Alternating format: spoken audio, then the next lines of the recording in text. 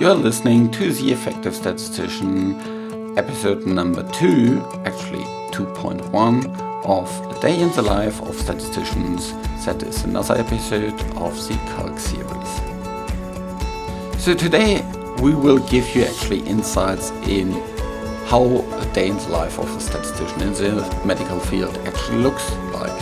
What companies are out there, what kind of statistics is needed, how your kind of environment looks like, how your interactions look like. So really about all these different things that you can actually learn there. And you will see it's not like you are sitting behind your PC all the time and hacking away lots of code. There is actually quite some interesting things going on. So in this episode we will have Amanda, Brianne, Jess, Amy and myself. And if you want to learn more about this episode as well as the overall season, please go to theeffectivestatistician.com/student and there you will find lots of other things. If you haven't listened to the intro episode or the episode 4 weeks ago, I would encourage you to go back to that and check out the development process, the overall process of how drugs come to market and what the statisticians are actually doing in that. Now, welcome to another episode for the Calc team, and this time will be a really practical and insightful for anybody that joins the industry, and probably also for those that are early in the industry and haven't worked across lots of different organizations yet.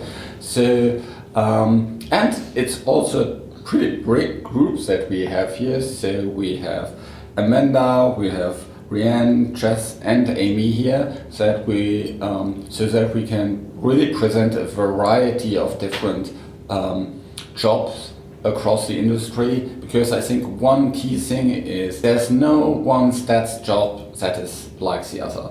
There is a huge variability in terms of what you do, your day-to-day activities look like, and so this episode really will give you a little bit of a sense of how a day in the life of a statistician actually looks like. So let's start with you, Brianne. Tell us a little bit about your organizational setup and your reflections on the statistics department you're working in. So I work for a pharmaceutical company. It's a large global pharmaceutical company. About the setup, the company has like over nearly 100k employees worldwide, not just stats, but generally in the companies. It's very large. The stats group is large. We have 5 locations across the globe in 5 different countries. So I'm obviously in the UK. How many statisticians work in your stats department approximately? I think we've about 45. Our site in the US, I would say 70 to 80. We have one in Shanghai, which is about 10, 15. I would say the setup, to go a bit further in terms of, we're split by 2 ways, I would say. You either fall in early phase or late phase. And within those, you're typically split by disease area. So oncology, respiratory, exactly. These kind of different things. So I would fall in inflammation, infectious diseases. Mm-hmm. Someone else might work specifically in oncology. Okay, very good. So, and how is that for you, Jess? Yes, so I work in an academic clinical trials unit, so mine's quite different to Rhiannon's sort of situation. So we just have one office and there is about 250 people roughly in total. In terms of stats, the stats team is about 40 people and we're split generally by, I guess I would describe it by either the intervention or the disease area. So we have a large cancer, late phase cancer and an early phase cancer division. We also have a complex interventions division, and we've also got, it's recently rebranded, so it's called Surgical Interventions, Diagnostics and Devices division as well. So I fall within the early phase team. If you mentioned 40 statisticians, are these statisticians and programmers together? Yes, so as a statistician within the academic trials unit that I work in, you are expected to do your own programming. We don't employ programmers to do that for us. How is that for you, Rianne? Because you, I think, counted only the, let's say, pure statisticians, not the programmers in addition, didn't you? Yeah, so to clarify, in the pharmaceutical company, we have a statistics group and we have a separate programming group, and they work very, very closely together, but they are separate. So the 45 that I'd mentioned were purely statistics. We have even more in the programming group. I think there are more like 60, 70. So between stats and programming in the UK, it's over 100. Yeah. So I think that is, and that can vary actually across the industry quite a lot. So some companies have really a lot of programmers in-house, and some other companies nearly completely outsource that. So then the programmers would all sit at a contract research organization, or usually just called CRO, and then you would work together with the programmers that are not at your site, or maybe they are at your site but not working for the same company. Yeah, so what I've mentioned was purely internal employees, not including those we might work with, statisticians or programmers we might work with externally, which I guess brings us on to... Yep, that brings us on to Amy. So tell us about your world. So I work for a CRO, so we often work quite closely either with small biotech companies or with the large pharmaceutical companies that have those compounds that they're looking to analyse and either don't have enough resource available. So that's where we step in with the, I guess, programming and stats, almost consultancy work sometimes. And I mean, we've seen the differences between the pharma companies, but even between the CROs, there's big differences there. So I work for a small CRO, so we just provide the stats and programming support, so we don't provide the data management support, whereas other companies may do. We only have between 10 to 12 permanent employees. Other CROs will have far more than that, the hundreds kind of thing. So there's big differences there. And it's also the structure within the company as well. So the company I work for is quite a flat structure. So we've got the 10 to 12 permanent employees, most of them with a lot of years experience, like 10 plus years experience. So I'm very junior, so I have 4 years experience in the industry. So there's a lot of things that you can learn differently, and pros and cons between the CROs and the farmers. Yeah, and I think that is an important thing. There's lots of variation within pharma, from very small biotech companies to companies that have beyond 100,000 employees, and the same is true with CROs. So you just work for a relatively small CRO, but if you think about IQVIA, Parexel, and a couple of these others really big CROs, they are what's called full service providers. So they not only provide statistical support, but all the other things that you need to do around clinical trials and beyond. So these are also very often companies that have 10,000 employees and more. So very, very different setup. Now we get to another big company. So, I mean, I was going to say the company I work for, which is another big pharmaceutical company, is very similar to Rianne's company, probably around 100,000 employees, multinational, etc. But I guess the key difference is that I work in a small group within the UK. So there's about four of us in the UK working in the sort of the part of the company that I report into. So again, it's late phase.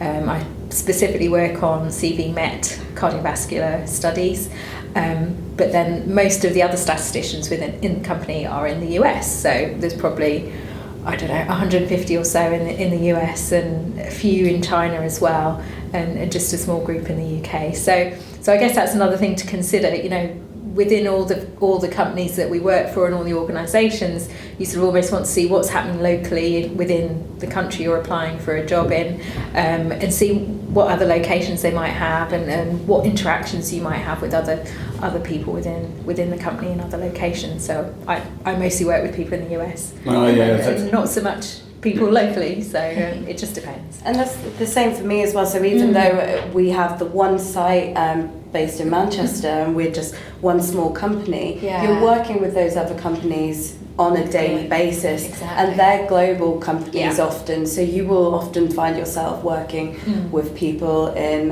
South Africa, in the US, in China, all across the world. So I think that's one really nice aspect of the job. It depends if you want to work face to face with someone. Like, I guess I sometimes miss not having a study team around me and that I can just go to someone's desk and ask them a question. But then again, you are working with people all over the world, so you do get that sort of mix of cultures and mix of working sort of practices as well that you learn from other people in different countries. On my team, so there's me in the UK. I have someone in the US and then someone else in Shanghai, trying to get a meeting I know. with the US and Shanghai. It's not really possible. It's very difficult. So it's quite interesting with the global team. It introduces different challenges. Although I always think it's good we're in the UK because we're right in the middle. Yeah.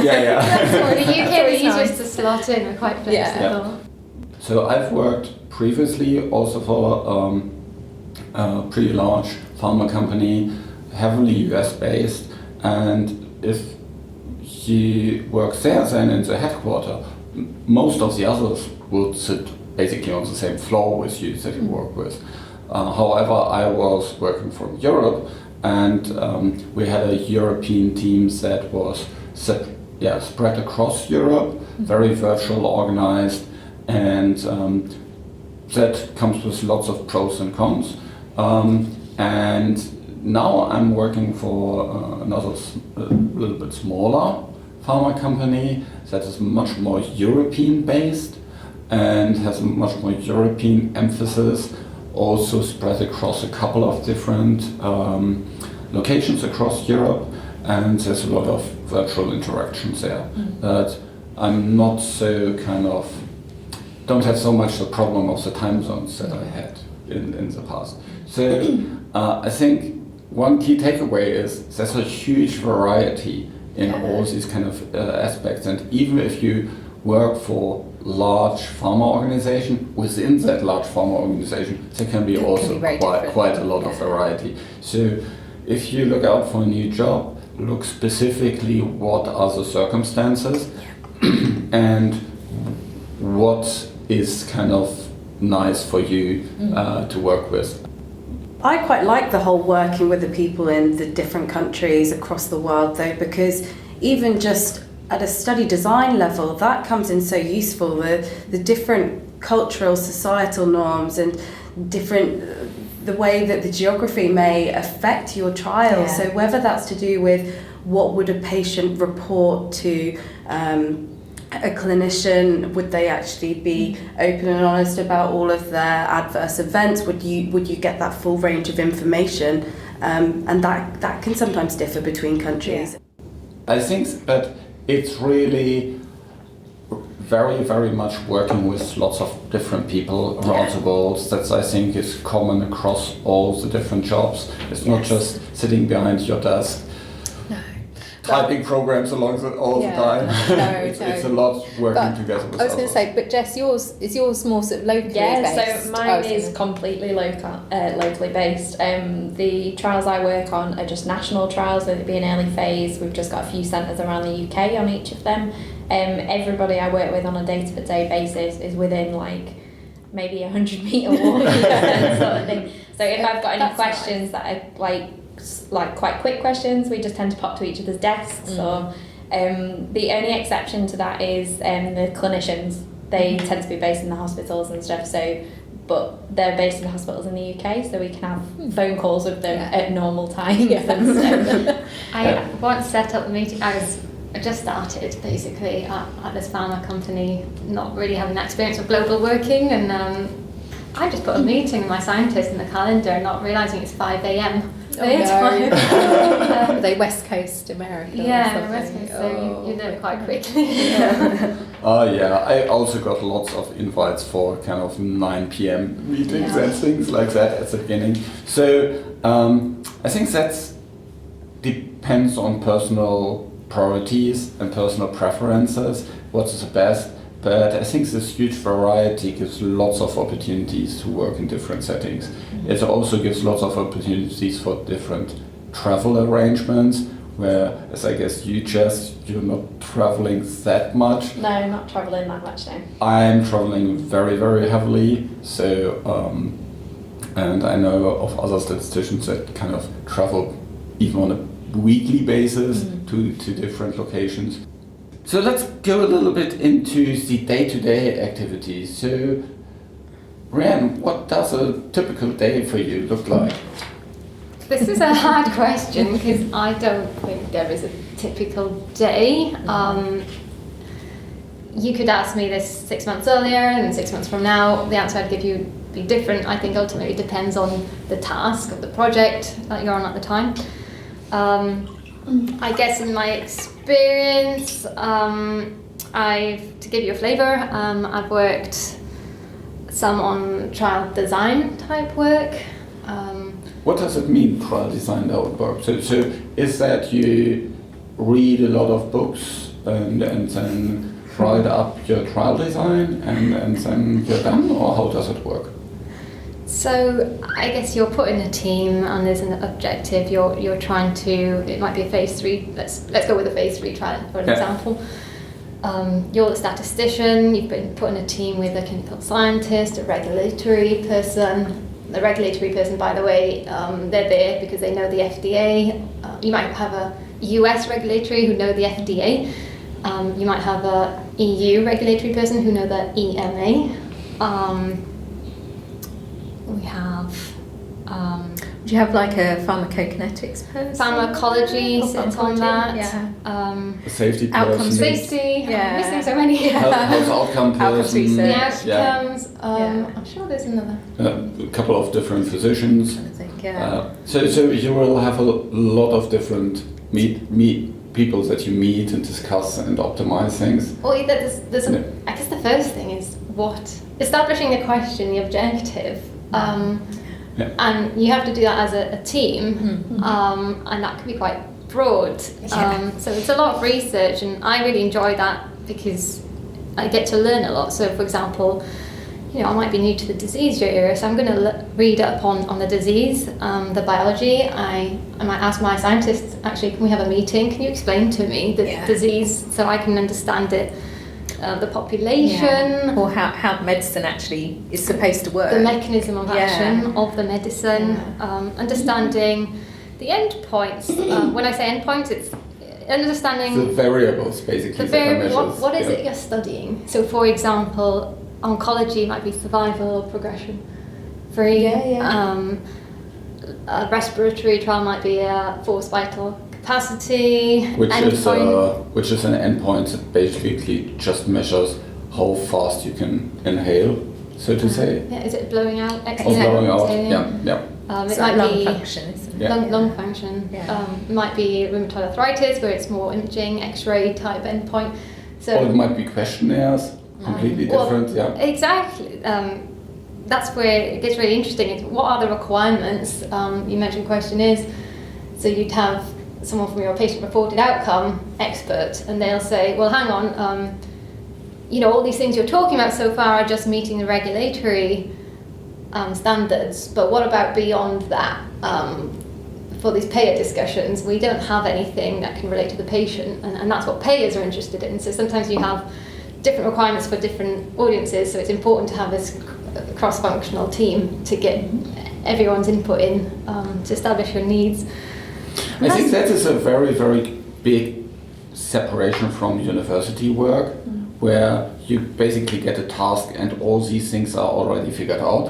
Whereas in our day-to-day activities, lots of these things are not yet clearly defined. So you basically first need to come to the point where kind of, you know, your statistical analysis could be done in place, but you always need to have that basically in the back of your mind, how that would look like, and then having that in mind, talk through all the kind of different objectives and different kind of design aspects, like what is the right population, what's the right length of the treatment, what are the right measurements, what are the kind of, you know, other design aspects that you can include to make it better. Yeah. From an early phase academic trials unit point of view as well, we're typically funded by charities, rather than we do have pharmaceutical companies who do fund some of the trials, but typically it's funded by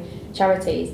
So usually we have a restricted budget on our trials, so that feeds in massively into what you're thinking of doing for your trial design. So as you were saying about, it's really important to determine the research question, but then it's important to know, actually, can we answer this research question with the funding we have, given how many patients we can actually achieve with this? So the funding might be based on a patient basis, for example, or something like that. So we know maybe a maximum number of patients that we could recruit in that trial, just limited due to limited funding, for example. So does that mean you have to be quite creative with Yeah, trial so this design? is sometimes why the simulations come into play, to see what we could achieve with certain things. And then, it's a lot of reading literature to see what's out there and see if there are any designs that suit that area or answer that question most appropriately, whilst trying to reduce the sample size.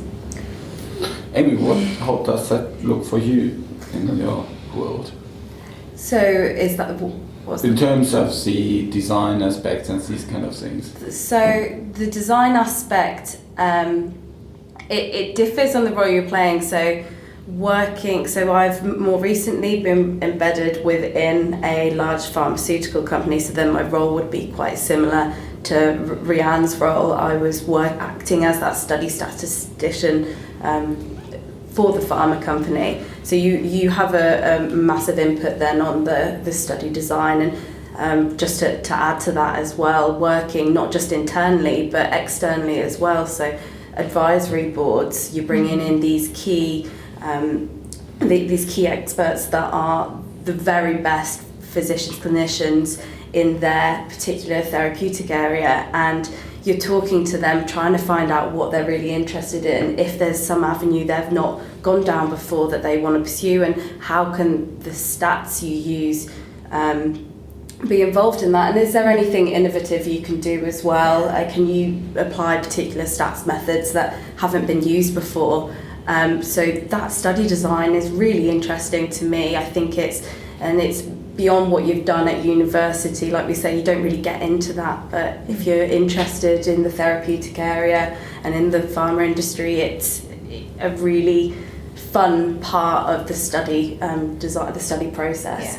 But then if you're working with the smaller biotechs, that gets more similar to kind of what Jess was saying, where you've probably got a bit more financial limitation. So not that that's not a limitation with pharma companies, because it depends on the compound, but with the smaller biotechs it tends to be that that's their sole compound. They're really hoping that that's going to work, so the interactions you have there may be slightly different. They will be a lot more involved, and you provide a lot more consultancy, I think, in terms of you're the one that understands the stats and programming requirements, the requirements of the FDA, the EMA, what they're looking for, more so than perhaps the internal members of the drivers of the key stakeholders in that biotech company. So there's a lot more, I guess, emotional investment from them. So it's very different experiences depending on who you're working with. Maybe a little bit of interesting thing is the programming. So over the course of my career there was a lot of variation in terms of how I did programming. At the beginning I think I was programming pretty much every day a little bit. and over time that decreased a lot to the extent that I need to say that for quite some time I didn't even have SAS on my PC. I'm shocked.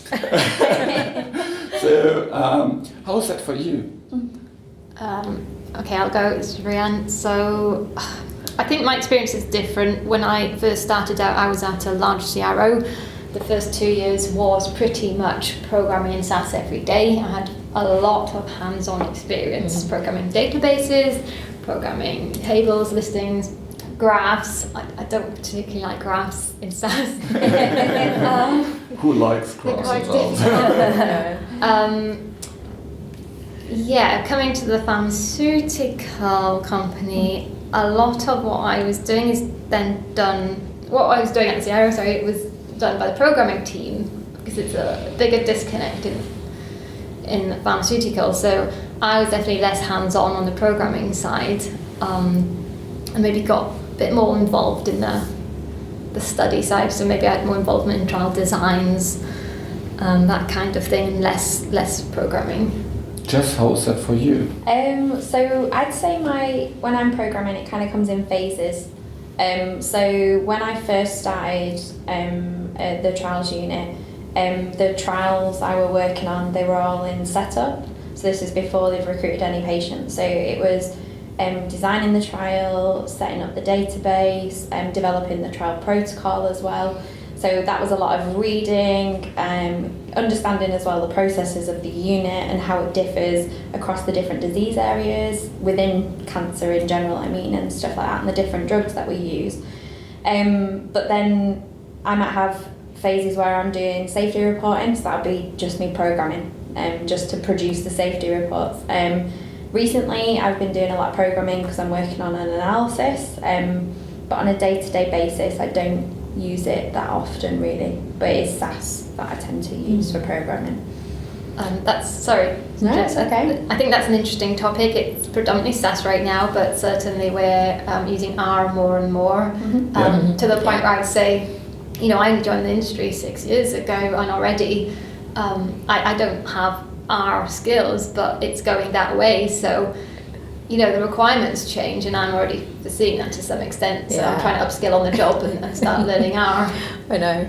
Yeah, I'm not an R user, and I sort of feel I need to be for certain aspects of the job. So for a lot of the modelling and the simulation work that we do, when you're designing a trial, R is more useful. Whereas I think for some of the sort of data manipulation and analyses that you do later on, or maybe exploratory analyses, I find SAS much better. Tabulations are a lot nicer in SAS. So it sort of depends what you're trying to do, really. I think there is a lot of variety in terms of programming. I think it also depends on the company, it depends on the procedures in the company. The stage as well. Well, the stage. So for me, again, it completely. I think for everyone, the key thing here is it differs a lot within a company, depending on the study you're working on, the therapy area, is it late phase, early phase, the programming language you'd use may differ. The stage of a study. So you could be using SAS for simulation for sample size calculations, but then you could be using SAS for reporting at the end of the study, or one of the key things that I'd be using the programming for. So in my role where I was working within a pharmaceutical, but I actually had oversight of another CRO who produced all the stats analyses for us. So when it came to a BDR, which is a blinded data review, also known as like a dry run, so there we're looking to see that the tables have been created using blinded data. We're looking to see that the tables and outputs are as expected. Do we need to tweak footnotes? Do we need to add anything else there? And a lot of the time we're double checking that the analyses during that BDR, that the results that we get using some kind of quality control QC, where we've created our own programs, matches what the CRO have produced, so that when it comes to the end of the study, we're reporting, you've got that big time crunch to see, has this drug worked?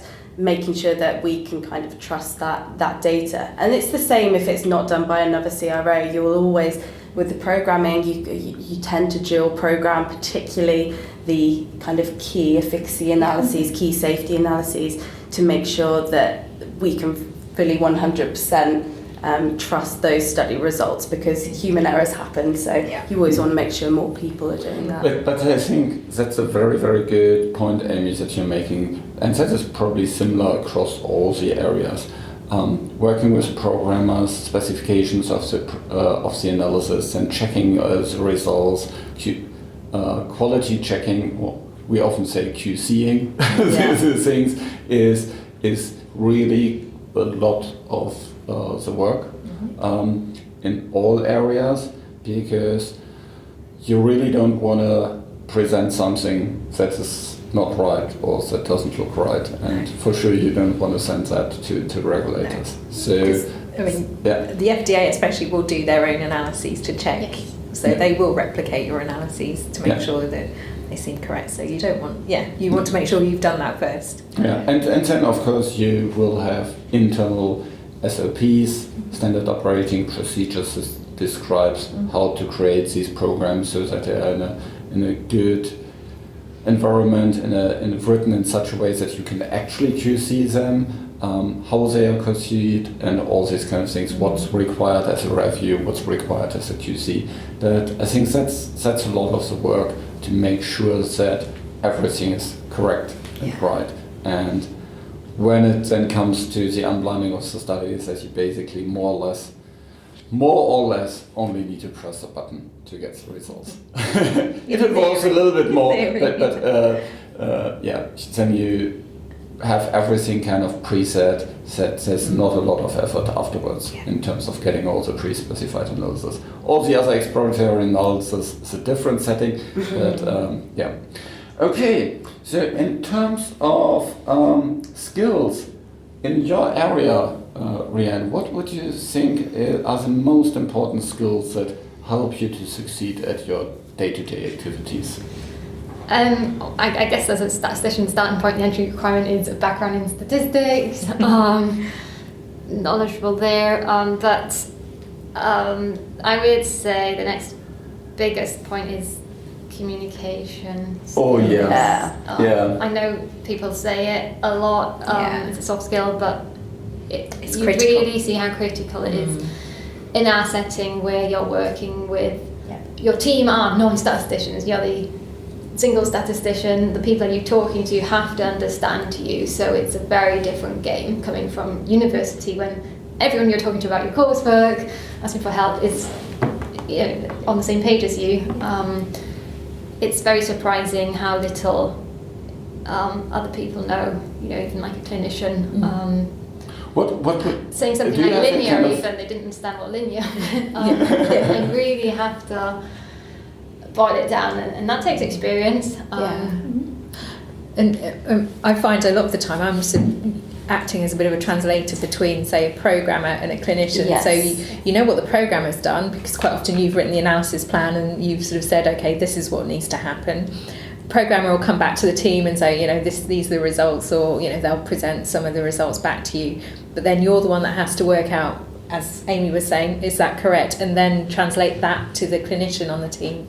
Really, very often I see that you have this medical scientific question at the beginning. You translate it through stats into programming, and then from the programming you need to, over the stats, you need to basically translate it back into medical word or clinical interpretation. And as a statistician, you're the translator. You're that key person, and beyond that, you have to make sure that the data that you collect in the study, and I think Jess, you probably get more involved in this, is the correct data in order for the programming to happen, for then you to get the right results, and then to be able to interpret those results for the clinical team. So so that's something that a lot of my time has been spent recently doing, is where we'll be opening one of the trials that I work on fairly soon. So we're setting up the database. So it's thinking about the analysis plan and thinking about what data do we actually need to answer these questions specifically, and at what time points do we need to collect them. So it's making sure that they are collected properly. It's also making sure, I think we might have mentioned this earlier, but it's also making sure that we're not collecting too much data, because we don't want to put sites off not returning data. Like, nurses are very busy, obviously, on a day-to-day basis, so they don't need to be entering more data than we don't need. But also you need to think about, well, what analysis are you doing at the end? Because, I mean... That's it. You know, you need to know the end goal to start. Exactly, and you might want to know, well, actually, if this subject drops out of the study, do you still want to, or drops out of taking their medication rather, do you still want to collect data on them and things like that? And it's all of that forward thinking that it has to be done right at the beginning and not at the end when you come to analyse. So I think strategic long-term thinking is really, really important. Having the end in mind is really, really important. I think the collection methods in itself is quite interesting, because it could be something like an X-ray that you can only, as statisticians, we want as much data as we can, but you can't put a person through an X-ray like so many times a year. So then you have to. Sometimes it's been silly, like, you know, we would want to collect something often, and then that's where the clinician comes in and says, well, you can't do that because you can't put a patient through that. It's like, oh, okay. Whereas something else I've worked on, we want to collect information daily, because the symptom can fluctuate daily, and we get that through diary data, for example. And then you liaise with the operations person. Is this realistic for them? What time of day does it get collected? What's the recall? Do you need to have a paper diary, or do you have something electronic? Well, that's really interesting. Electronics, but that's when it comes back to the patient population as well. Doesn't it? Well, if it's elderly, then you're not going to do pediatric as well. I think the key skill that we identified here is negotiation skills are really, really important, because you can't just go in and that's how it needs to be. Full stop. That will just not work. You have so many different site conditions from a regulatory perspective, from an operational perspective, from a finance perspective, from a patient and physician burden perspective. There's so many different things that you need to take into account, and all these different things need to come together so that you can actually run a successful study.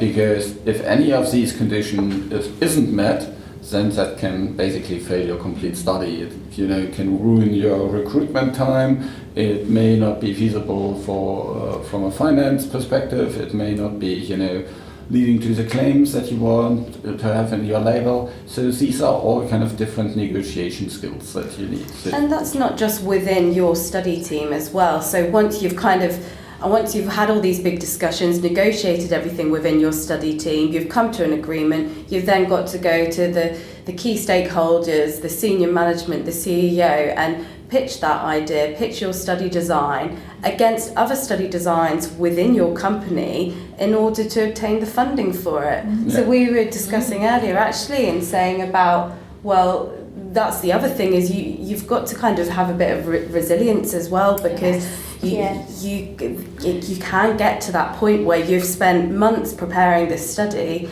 and then you get to a point of putting it in front of someone, they say, well, no, actually that money would be better spent elsewhere. And so you just need to know that that's part of the process, and you need to be able to pick yourself back up, get back on with it, move on. So there's lots of different skill sets beyond just the, let's say, the methods part that is really, really important and will make a big difference whether you have a good career or not. Okay, I think we could go on forever in terms of speaking about soft skills. I would say we cut it here. Thanks so much for Rhiannon, Amanda, Jess and Amy to help with that and give us a really diverse view on what is the life of a statistician. It depends a lot on where you're working, which department, in which organization you're working, which phase you're working in it, sometimes even the indication you're working in. So there's a lot of varieties of choices and opportunities, but I think there's a couple of really core skills, and especially the soft skills that are needed everywhere. And so That is also something that you can develop on during your time at university. It's something that you can train early in your career and have really as an emphasis in your development plan. Make that as an emphasis in your development plan beyond just kind of the technical learnings, because if you're a really good technical person but you fall flat on all the soft skills, you can't bring that power on the road. And so both needs to come together to be an effective statistician. Thanks so much, and talk to you next time.